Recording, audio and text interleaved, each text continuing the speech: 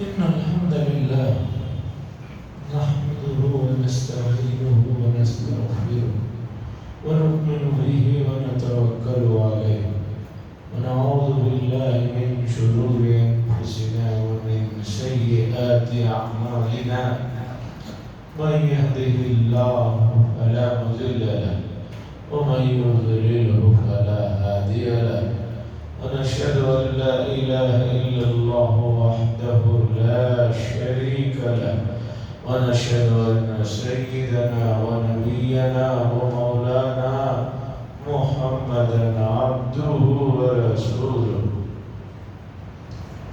أرسله الله تعالى إلى كافة الناس بشيرا ونذيرا أما بعد فإن أصدق الحديث كتاب الله وخير الهدي هدي محمد صلى الله عليه وسلم وشر الأمور محدثاتها وكل محدثة بدعة وكل بدعة ضلالة وكل ضلالة في النار.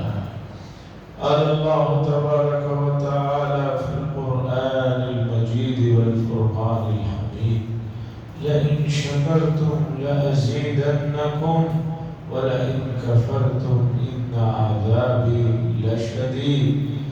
وقال صلى الله عليه وسلم لا يؤمن أحدكم حتى يكون هواه تبعا لما جئت به أو كما قال صلى الله عليه وسلم. عزیزان محترم، سفر المظفر کے مہینے کی پہلی جمعہ ہے اور اتفاقاً شمسی کیلنڈر جو 8واں مہینہ ہے اگست کا، اس کی بھی پہلی جمعہ ہے۔ دونوں مہینے ایسے ہیں کہ اس سے جڑے ہوئے بہت سی چیزیں، جہاں سفر کے مہینے سے جڑے ہوئے بہت سے بدعقیدگیاں ہیں، وہیں اگست کے مہینے سے ملک کی آزادی سے جڑے ہوئے بہت سے حقائق اور بہت سے سچائیاں جسے ہر دن مٹایا جا رہا ہے، بھلایا جا رہا ہے، کمزور کیا جا رہا ہے، یہ بھی موضوع ہے۔ اس پر بھی انشاءاللہ، چونکہ 15 اگست آنے والی نہیں، اس کے بعد والی جمعہ ہے، تو 2 جمعہ اور باقی ہیں، تو اس پر بھی انشاءاللہ کچھ روشنی ڈالنی ہوگی۔ امت بھولنے کے سلسلے میں بہت زیادہ ترقی کر رہی ہے، دوسرے معاملات میں معلوم نہیں، لیکن بھولنے کا مسئلہ خاص طور پر دین سے جڑی ہوئی چیزیں اور فائدے کی چیزیں اپنے ماضی سے جو واسطہ ہے، اس سلسلے میں امت بھولنے میں بڑی ماہر ہے۔ امت کو پتہ ہی نہیں ہے کہ اس امت کے اندر کیسے کیسے عظیم الشان شخصیات گزرے ہیں، جنہوں نے صرف اپنے علاقے کے لیے نہیں، پورے ملک کے لیے نہیں، پوری دنیا کے لیے کیسی مثالیں قائم کی ہیں، پتہ ہی نہیں۔ لوگ آج متاثر نظر آتے ہیں فلاں سے فلاں سے، یہ سب حضرات کن سے انہوں نے یہ سب چیزیں حاصل کی، ان کے بنیاد کس نے رکھی؟ سرجیکل یعنی آپریشن کی اصل بنیاد رکھنے والے کون ہیں؟ یہ سب چیزیں اگر امت جانے گی تو انہیں پتہ چلے گا کہ امت مسلمہ کے لوگوں کا کتنا بڑا اس سلسلے میں رول رہا ہے۔ حضرات گرامی، گزشتہ چند ہفتوں سے یہ بات چل رہی ہے کہ سب سے قیمتی شے جو میرے اور آپ کے پاس ہے وہ ایمان ہے۔ جب اتنی قیمتی شے ہے کہ اس سے بڑھ کر کوئی چیز نہیں ہے، تو اس کی حفاظت کے سلسلے میں میں اور آپ کتنے فکر مند ہیں، کتنے درد مند ہیں، کتنے حساس ہیں، یہ دیکھنے کی ضرورت ہے۔ موجودہ زمانے میں بات کو سمجھنے اور سمجھانے میں آسانی کے لیے موجودہ زمانے کی اصطلاحات یا موجودہ زمانے کا جو انداز ہے اسے میں اختیار کرتا ہوں۔ موجودہ زمانے میں ایک چیز جو یہود و نصارہ کی طرف سے مسلط کردہ ہے پوری دنیا میں ہے، وہ انشورنس ہے۔ آپ نے دیکھا ہوگا کہ گاڑی کا انشورنس کرانا ہے، آپ بولے بھی نہیں مجھے نہیں چاہیے، ریفنڈ نہیں چاہیے، وہ چاہیے نہیں چاہیے بحث نہیں، انشورنس تو کرانا ہوگا گاڑی کا۔ پھر انشورنس میں دو تین قسمیں رہتے ہیں۔ ایک قسم یہ رہتی ہے کہ بھئی گاڑی کو کچھ ہو گیا تو اس کے بدلے کے لیے وہ جو انشورنس ہوتا ہے وہ مہنگا ہوتا ہے، first party insurance, second party insurance, اور آخر میں ایک رہتا ہے صرف پولیس سے بچنے کے لیے وہ سب سے کم والا رہتا ہے انشورنس، آدمی وہ کرا لیتا ہے تاکہ راستے میں پکڑے تو دکھا۔ اب اگر گاڑی چوری ہو جاتی ہے، نقصان ہو جاتا ہے، حادثہ ہو جاتا ہے تو اس انشورنس سے کچھ نہیں ملتا، یہ سب کو معلوم ہے۔ اسی طرح لوگ اپنی ہر چیز کا انشورنس کرواتے ہیں، یوروپ وغیرہ میں یہ بڑا رواج ہے، اور جو چیز جتنی قیمتی ہوتی ہے اس کا انشورنس اتنا ہی مہنگا ہوتا ہے۔ بہت پہلے اسی سلسلے میں نے پڑھا، یوروپ امریکہ میں چونکہ فٹ بال کا کھیل بہت زیادہ مشہور ہے، تو ایک کھلاڑی کے پیر کا گھٹنے سے نیچے، ٹخنے سے نیچے، گھٹنا تو یہاں اوپر ہو گیا، ٹخنے سے نیچے اس کے جو پیر کا انشورنس تھا وہ کئی ملین جو ہے ڈالروں میں تھا۔ اگر اسے کچھ وہاں سے وہاں تک ہو گیا تو جو ہے وہ انشورنس کمپنی والے اسے اتنے بھریں گے، اس نے انشورنس کرا رکھا۔ کیوں؟ اس کھلاڑی کا پورا جو کام ہے پاؤں کے اسی حصے سے، اب اگر اسے اس حصے کو کچھ ہو گیا تو انشورنس کمپنی والے اتنے ملین ڈالر دیں گے، لیکن نہیں ہوا تو کچھ نہیں، لیکن اسے سالانہ اتنے جو ہے پیسے بھرنا پڑتا۔ بتانا یہ ہے کہ جو چیز جتنی قیمتی ہوتی ہے اس کی حفاظت اور نگرانی کا مسئلہ بھی اتنا ہی ہے، یہ تو سب کو پتا ہے۔ اب آپ آئیے، آپ کے پاس سب سے قیمتی شے جو ہے وہ ہے ایمان۔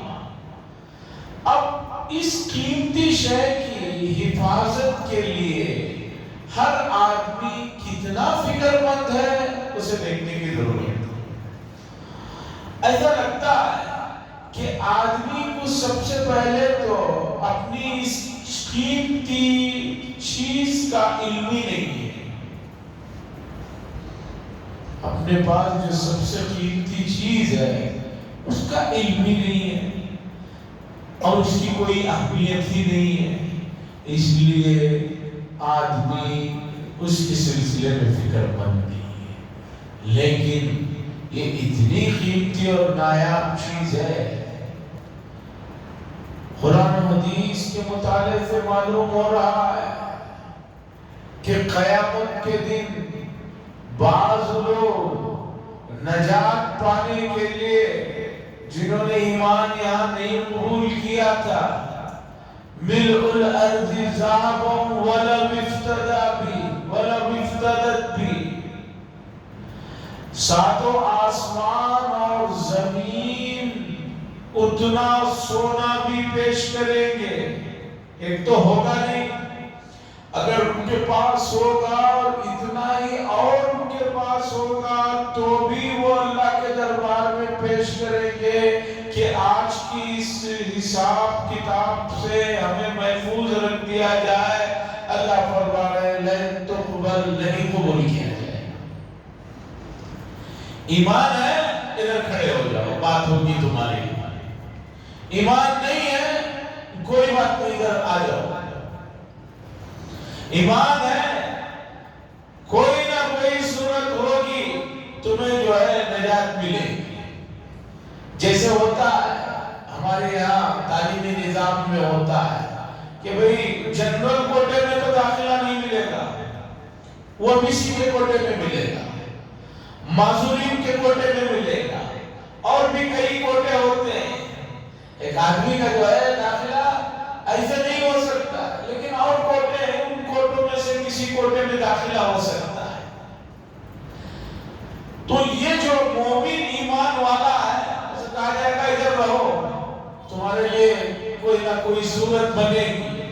ہو سکتا ہے کہ پہلی سفارش میں تم نکل جاؤ، نہیں تو ہو سکتا ہے کہ دوسری تمہارے خاندان کے کسی حافظ عالم کی سفارش سے مسئلہ ہو جائے، کسی حاجی سے تمہارا مسئلہ حل ہو جائے۔ نہیں حل ہوتا یہاں تک کہ آخر میں جانا ہی پڑا تو تمہیں مدت آئے گی، اس مدت کے بعد تمہیں وہاں سے نکال لیا جائے گا۔ اب جس کے پاس ایمان نہیں ہے اسے لیفٹ میں رکھ دیا جائے گا، اب اس کے لیے کوئی کوٹا نہیں ہے۔ حدیث میں آتا ہے ابراہیم علیہ السلام کے والد آزر، ابراہیم علیہ السلام کا کیا مقام ہے آپ کو معلوم ہے؟ ابو الانبیاء ان کو کہا جاتا ہے، انبیاء کی یہ باپ ہے۔ ان کی نسل میں ابن کثیر رحمہ اللہ کی تحقیق کے مطابق 70,000 انبیاء ہوئے ہیں۔ اور سب سے بڑھ کر بات، خود ہمارے اور آپ کے پیارے نبی محترم حضرت محمد رسول اللہ صلی اللہ علیہ وسلم ابراہیم علیہ السلام کی جو ہے خاندان میں، آپ کی نسل میں کافی ہے۔ اب اس سے بڑھ کر کیا بات کرتا ہے؟ خلیل اللہ کا خطاب ہے، لقب ہے، اللہ کے دوست ہیں، اولو العزم 5 رسولوں میں ان کا شمار ہے۔ اور بھی ان کے جو فضائل مناقب ہیں قرآن پڑھنے والوں کو معلوم ہے کہ ہر جو ہے اس پارے میں ان کا نام ان کو ملے گا۔ اور اگر کوئی آدمی قرآن نہیں پڑھتا ہے، اس لیے کہ بعض لوگ ڈرتے ہیں کہ میں قرآن پڑھوں گا چھوؤں گا تو قرآن پکڑ لے گا، اس لیے گھر خالی کرتے ہیں تو آتے ہیں موزن صاحب چاہیے، کیوں نہیں؟ وہ ہم گھر شفٹ کر رہے ہیں، ہمارے گھر سے لے جا کو گھر میں قرآن پڑھنا عجیب مسئلہ ہے۔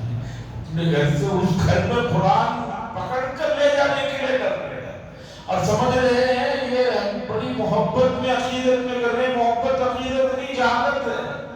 بھئی آپ اپنے گھر میں قرآن لے جا کر رکھنے ڈر رہے ہیں تو پھر کھولیں گے کب آپ؟ تو بہرحال اگر کوئی قرآن نہیں پڑھتا تو نماز جو بھی پڑھتے ہیں، چاہے جمعہ پڑھتے ہوں، دوسری نمازیں پڑھتے ہوں، ہر نماز میں اتحیات میں درود ابراہیم ہی پڑھا جاتا ہے، جس میں حضرت ابراہیم علیہ السلام کا نام آتا ہے۔ اب جب حضرت ابراہیم علیہ السلام کا مقام مرتبہ سمجھ میں آ گیا تو اب آپ سنیں۔ حدیث میں آتا ہے قیامت میں حساب کتاب کے بعد ابراہیم علیہ السلام کے والد کو بھی جہنم میں ڈال دیا جائے گا کہ ایمان نہیں قبول کیا تھا۔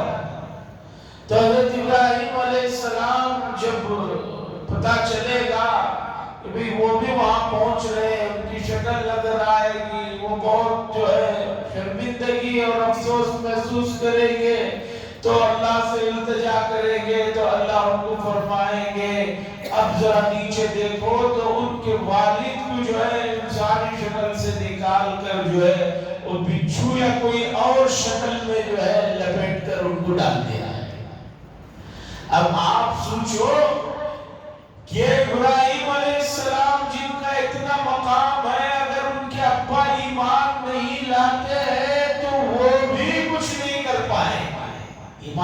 میں ذرا مقام بتانا چاہ رہا ہوں۔ اب اور ذرا اور قریب لانے کے لیے رسول اللہ صلی اللہ علیہ وسلم کا مقام، آپ کی حیثیت، آپ کا رتبہ تو سب کو پتا ہے۔ بعد از خدا بزرگ تو یہ قصہ مختصر، اللہ کے بعد کائنات میں اگر کوئی ہے تو رسول اللہ صلی اللہ علیہ وسلم۔ اب سنیے، رسول اللہ صلی اللہ علیہ وسلم کے قریبی لوگوں میں جنہوں نے رسول اللہ صلی اللہ علیہ وسلم کے لیے بڑی قربانیاں دی، شروع سے آخر تک ڈٹ کر رہے، وہ ہیں آپ کے چچا ابو طالب۔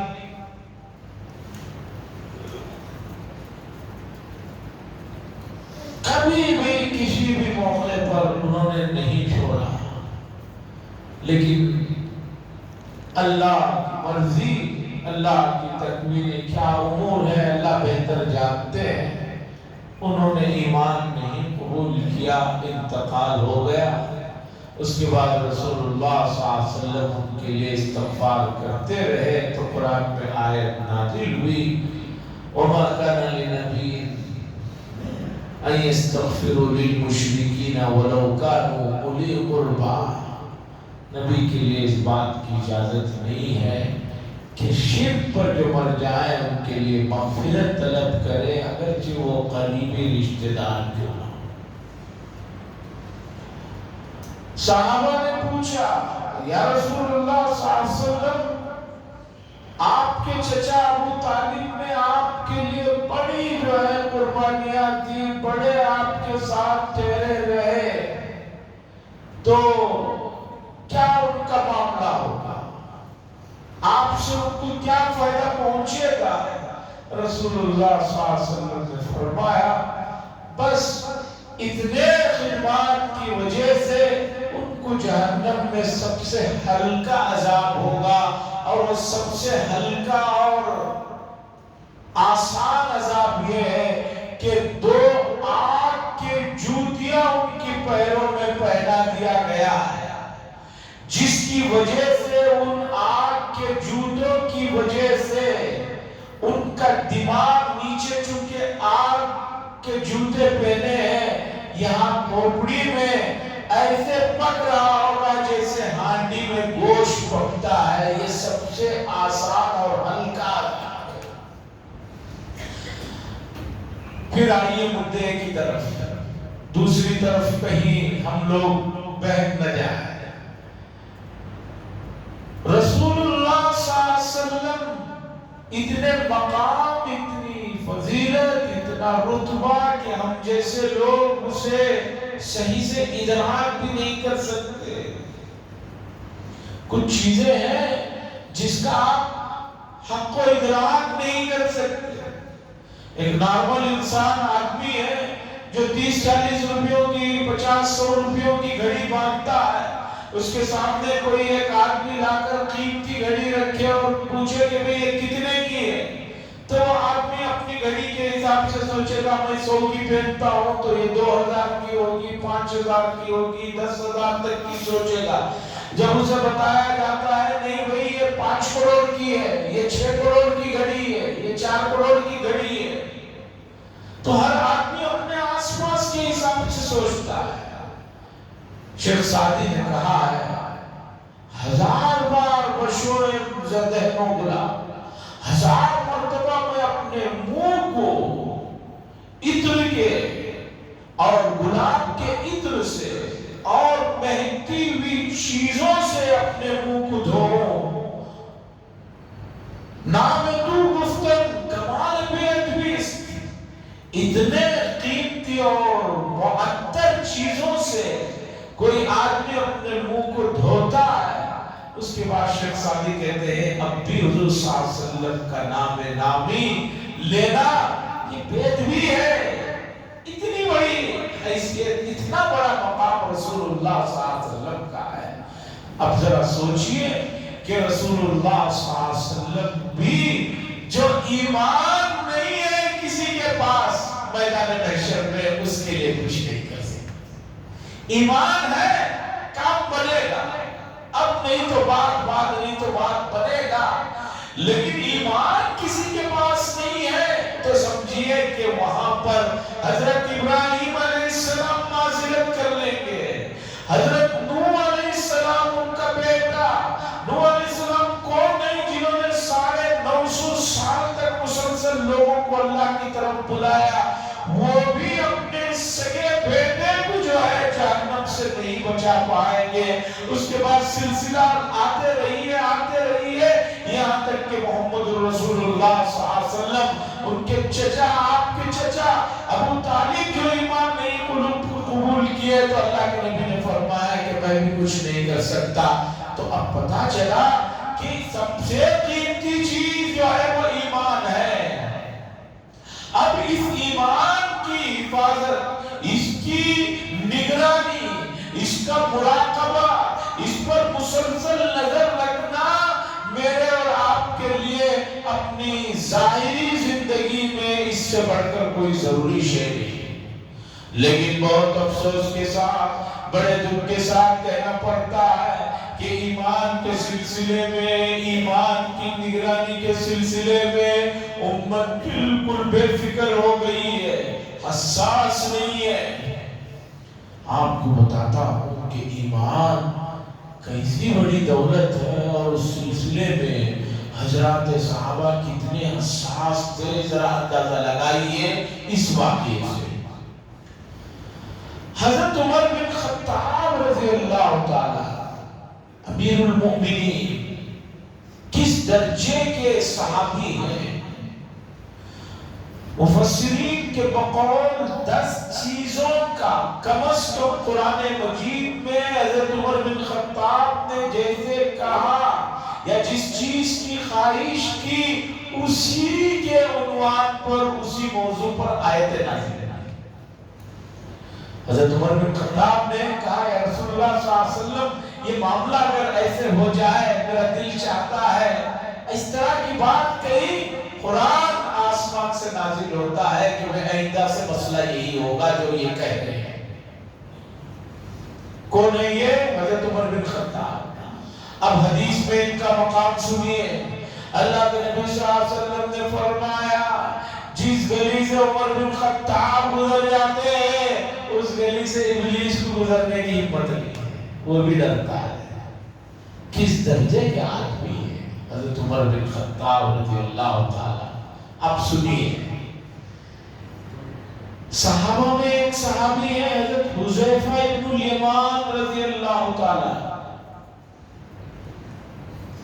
صحابہ کی بڑی عجیب شان ہے، اللہ کے نبی صلی اللہ علیہ وسلم کو جو صحابہ ملے وہ بڑے درجے کے لوگ تھے، اس میں ہر نوعیت کے لوگ تھے۔ ایک صحابی میں ایک چیز بڑے درجے میں تھے، سب اوصاف میں تھے، سب مکمل تھے، لیکن ایک وصف اس میں بہت بڑا ہوا تھا۔ حضرت عثمان کے بارے میں رضی اللہ تعالیٰ حضور نے فرمایا کہ وہی حضرت عثمان ایسے درجے کے صحابی ہیں، ان کے اندر حیا کا اتنا غلبہ ہے کہ فرشتے بھی ان سے حیا کرتے ہیں۔ تو اب آئیے حضرت حذیفہ ابن الیمان کی طرف۔ یہ رسول اللہ صلی اللہ علیہ وسلم کے وہ صحابی ہیں کہ ان کا لقب ہے رسول اللہ صلی اللہ علیہ وسلم کے رازدار صحابی۔ آپ جانتے ہیں آپ بھی ہر آدمی سے اپنے راز و نیاز نہیں بتاتے، کوئی ایک دوست ہوتا ہے خاص جس سے آپ بتاتے ہیں۔ یہ اور بات ہے کہ بہت سارے لوگ راز گھروں میں بتا دیتے ہیں، اور بڑے حکماء نے لکھا ہے کہ عورت کے پاس کوئی چیز راز نہیں اسے بتایا تو اب وہ ضرور اس کے 2-4 تک بات پہنچائے گی، پھر ان کے 2-4 تک بات رہے گی، اب یہ راز نہیں رہتا، یہ عام بات ہو جاتی۔ تو حضرت حذیفہ ابن الیمان رضی اللہ تعالیٰ کو ان کا لقب ہے یہ رسول اللہ صلی اللہ علیہ وسلم کے رازدار تھا۔ تو رسول اللہ صلی اللہ علیہ وسلم نے ان کو بتایا تھا کہ کون کون منافق ہیں۔ مدینے میں جانے کے بعد ایک نئے دشمنوں سے واسطہ پڑا تھا حضور صلی اللہ علیہ وسلم اور صحابہ کو، وہ تھے منافق۔ سامنے آ رہے ہیں، آ کر کہہ رہے ہیں کہ ہم نے ایمان لایا آپ کے ساتھ۔ اس مجلس سے حضور کے نکلے، ادھر یہودیوں کے پاس جا کر کہتے وَإِذَا خَلَوْا إِلَىٰ شَيَاطِينِهِمْ قَالُوا إِنَّا مَعَكُمْ، وہاں جاتے تو کہتے کہ بھئی ہم تو تمہارے لوگ ہیں۔ وہ پوچھتے جب ہمارے ہو تو وہاں کیا کرنے گئے تھے؟ تو کہتے مستہزئون، ہم ان کا مذاق کرنے کے لیے گئے تھے، راز لینے کے لیے گئے تھے۔ تو رسول اللہ صلی اللہ علیہ وسلم نے حضرت حذیفہ ابن الیمان رضی اللہ تعالیٰ عنہ کو، اللہ کے نبی کے پاس وحی آتی تھی تو آپ نے بتایا تھا کون کون منافق، وہ لوگ منافقوں کے نام حضور نے ان کو بتایا تھا۔ آپ سنیے، حضرت عمر بن خطاب رضی اللہ تعالیٰ خلیفۃ المسلمین، امیر المؤمنین، جن کی منشا کے مطابق 10 مقامات پر 10 احکامات نازل ہوئے ہیں۔ جو گلی سے گزر جائے تو اس گلی سے ابلیس کی گزرنے کی طاقت اور ہمت نہیں ہے۔ وہ حضرت عمر بن خطاب رضی اللہ تعالیٰ ایک مرتبہ حضرت حذیفہ ابن الیمان رضی اللہ تعالیٰ عنہ کو بلاتے ہیں اور بہت اعزاز و اکرام کرتے ہیں، اور اس کے بعد تنہائی میں قسمیں دیتے ہیں۔ قسمیں دے کر پوچھتے ہیں کہ میں آپ کو قسم دیتا ہوں، اللہ کے لیے مجھے یہ بات بتائیے، رسول اللہ صلی اللہ علیہ وسلم نے منافقین کے جو نام آپ کو بتائے ہیں ان ناموں میں میرا نام تو کہیں نہیں ہے۔ حضرت عمر بن خطاب کو اپنے ایمان کی کتنی فکر ہے اس واقعے سے آپ اندازہ لگائیں۔ حذیفہ ابن الیمان سے قسم دے کر پوچھتے ہیں کہ ڈرنا مت، مجھے بتا دو ان منافقین کے ناموں میں فہرست میں کہیں میرا تو نام نہیں ہے۔ ایمان کی یہاں اتنی فکر، اور ایک امت مسلمہ ہے، وہ سمجھ رہی ہے کہ ہم مسلمانوں کے گھرانوں میں پیدا ہو گئے ہیں، ہمارا نام مسلمانوں کے ناموں پر رکھ دیا گیا ہے، اب ان کو کوئی چیز کی پرواہ بھی نہیں، فکر بھی نہیں ہے، نہ نماز کی، نہ دوسرے، نہ تیسرے، کسی بھی معاملے کی فکر نہیں۔ بہت سے لوگوں کو کلمہ طیبہ جو ایمان میں داخل ہونے والا کلمہ ہے وہ بھی صحیح سے پڑھنا نہیں آتا۔ حرم پاک میں مکی صاحب ہمیشہ وہاں حرم میں بیان میں یہ واقعہ سناتے ہیں کہ پڑوس کے ان کے ملک افغانستان میں ایک خان صاحب نے، پٹھان نے جو ہے غیر مسلم کو پکڑا اور کہنے لگے کہ تم مسلمان نہیں ہیں، ہم تم کو مار دیں گے۔ وہ کہنے لگا ہم مسلمان بن جائے گا۔ اس آدمی نے کہا ہم مسلمان بن جائیں گے، تو کہا کلمہ پڑھ۔ اس نے کہا غیر مسلم نے کہ بھئی مجھے کلمہ کہاں آتا ہے؟ وہ تو آپ کا کلمہ ہے، آپ بتاؤ۔ تو یہ کہنے لگے اگر ہم کو کلمہ آتا تو ہم تم کو کیوں پکڑتا؟ ارے مسلمان ہے، اسے کلمہ تک نہیں ہے۔ یہ حالت ہے امت مسلمان کی۔ کلمہ طیبہ لا الہ الا اللہ محمد الرسول اللہ جو بنیاد ہے ایمان کی، اس کا صحیح تلفظ بہت سارے لوگ نہیں کرتے۔ اگر تلفظ کر کے پڑھ دیتے ہیں تو اس کے بعد اس کا ترجمہ کیا ہے وہ بہت سو کو نہیں معلوم۔ ترجمہ ہونے کے بعد نمبر آتا ہے کہ بھئی یہ پورا جو اسلام کا بنیادی کلمہ ہے اس کا مفہوم کیا ہے، اس کے اندر کیا کیا چیزیں داخل ہوتی ہیں، یہ کہنے سے کیا آدمی کہہ رہا ہے نہیں پتا ہے۔ عزیزان گرامی، تو ایمان کی حفاظت کے سلسلے میں اور ایمان کے مقام کے سلسلے میں میں نے آپ کے سامنے کچھ چیزوں کو رکھا جو بڑی اہم تھی صحابہ کے حوالے سے اور جو ہے دوسرے ذریعے سے۔ اب آپ سنیے، ایمان کی حفاظت کے لیے آدمی کا یہ جاننا ضروری ہے کہ ایمان کن چیزوں سے ختم ہو جاتا ہے۔ بھئی یہ تو معلوم ہوگا تبھی تو آدمی بچائے گا۔ آپ ایک چیز لیتے ہیں کہ بھئی یہ چیز کس سے خراب ہوتی ہے، اکثر و بیشتر آدمی کو کہا جاتا ہے کہ بھئی آپ اسے پانی میں نہیں ڈال سکتے، پانی پڑا تو یہ چیز چلے جائے گی۔ الیکٹرانک چیزوں کے بارے میں کہا جاتا ہے پانی نہیں ڈال سکتے، پانی پڑا تو یہ چیز چلے جائے گی، یعنی وہ چیز اسے خراب کر سکتی ہے۔ تو اسی طرح نواقض ایمان، ایمان کو ختم اور ناقص کر دینے والے چیزیں کیا ہیں، ان کا جاننا ضروری ہے، اور جب تک یہ نہیں جانیں گے میں اور آپ اس سے نہیں بچ پائیں گے۔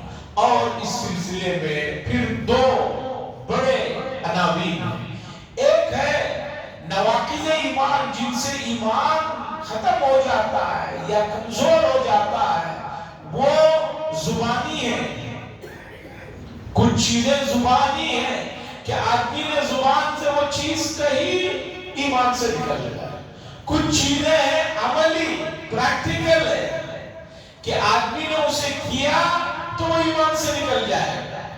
مثال کے طور پر ایک آدمی جو ہے عملی طور پر کسی مورتی کے سامنے زبان سے کچھ نہیں کہہ رہا ہے، جھک کر کھڑا ہو جاتا ہے ہاتھوں کو اس طرح کر کے، زبان سے کچھ نہیں کہہ رہا، دل بھی اس کا کچھ نہیں کہہ رہا، لیکن عملی طور پر وہ کسی کے سامنے اس طرح اگر جھک کر ہاتھ جوڑ کر یا نیچے سجدہ کرتا ہے تو بتائیے کیا اس کا ایمان رہا؟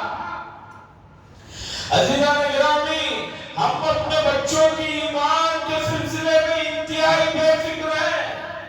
ہمارے اپنے شہر کے عیسائی اسکولوں کی بعض جگہ ویڈیو وائرل ہو رہی ہے جس میں بچوں کو، چھوٹے بچوں کو بٹھا کر روزانہ یا ویکلی ایک مرتبہ سب بچوں کو بٹھا کر حضرت عیسیٰ علیہ السلام کو جو سولی دی گئی والی جو ایک تصویر ہے، جو ایک اسٹیچو ہے، جو مجسمہ ہے، ہم نہیں مانتے حضرت عیسیٰ علیہ السلام کو سولی دی گئی، ہمارا قرآن کہتا ہے وہ زندہ ہے، اللہ نے ان کو آسمانوں پر اٹھا لیا، وَمَا قَتَلُوهُ وَمَا صَلَبُوهُ وَلَكِنْ شُبِّهَ لَهُمْ، نہ وہ قتل کیے گئے نہ پھانسی دیے گئے بلکہ ان کو جو ہے ان کو شبہ ہو گیا۔ وہ ان کے عقیدے کے مطابق وہ جو اسٹیچو بنا ہوا ہے جس میں جو ہے پھانسی پر لگے ہوئے ہیں، اس کا ایک یہ بنا کر بنگلور کے اپنے اسکولوں میں، عیسائی اسکولوں میں بچے جہاں پر ہمارے بہت بڑی تعداد میں ہیں، ویکلی یا پتہ نہیں روزانہ کا معمول ہے، ان کو کہا جاتا ہے کہ دیکھو یہ تمہارے سب سے بڑے نجات دہندہ ہیں، ان کو بوسا دو۔ بچے کھڑے ہو کر اس مجسمے کو، اس تصویر کو بوسا دے رہے ہیں، آنکھوں سے لگا رہے ہیں، اور آدمی مطمئن ہے کہ میں مومن کے گھر میں پیدا ہوا ہوں، میں ہمیشہ مومن ہی رہوں گا۔ ایسا نہیں ہے۔ تو دو چیزیں بڑے عنوان ہیں نواقض ایمان میں، ایک قولی، زبان سے کوئی آپ ایسا کلمہ کہتے ہیں کہ جس کی وجہ سے آپ ایمان سے نکل جاتے ہیں، ان کو بھی جاننا ضروری ہے، اور عملی کہ جس کے کہنے سے جو ہے کرنے سے، جس کے کرنے سے آپ ایمان سے نکل جاتے ہیں، اس کا جاننا بھی ضروری ہے۔ اس کے بعد ایک تیسرا نمبر ہے اعتقاد۔ ایک آدمی کچھ کہہ بھی نہیں رہا، کچھ کر بھی نہیں رہا ہے، لیکن اندر دل میں گڑبڑی چل رہی ہے، دماغ میں گڑبڑی چل رہی ہے، اس کا دل و دماغ کہہ رہا ہے کہ یہ کام وہ بھی کر سکتے ہیں، وہ بھی کر سکتے ہیں، اس سے وہ بھی ہو سکتا ہے، یہ بھی ہو سکتا ہے، کہہ کچھ نہیں رہا ہے، لیکن ان کے خیالات ایمان سے ہٹے ہوئے ہیں تو وہ بھی ایمان سے نکل جائے گا۔ نواقض ایمان پر حضرات محدثین نے اس کے بعد کے زمانوں میں لوگوں نے بڑا کلام لکھا ہے اور بہت کچھ کہا ہے، اسے جاننے کی ضرورت ہے، اسے سمجھنے کی ضرورت ہے۔ عزیزان گرامی، ایمان کی جو دولت ہے کتنی پاورفل ہے، کتنا مقام ہے، میں نے بتایا کہ میدان محشر میں ایمان والوں کو الگ کر لیا جائے گا، ان کے لیے جو مسئلے ہیں وہ آگے رہیں گے۔ اگر ایمان کسی کے پاس نہیں ہے تو پتہ چلے گا کہ جو ہے ان کے لیے آگے کچھ بھی نہیں ہو سکتا، اور بہت افسوس کے ساتھ کہنا پڑ رہا ہے۔ حدیث میں آتا ہے رسول اللہ صلی اللہ علیہ وسلم نے فرمایا ایک آدمی رات میں تو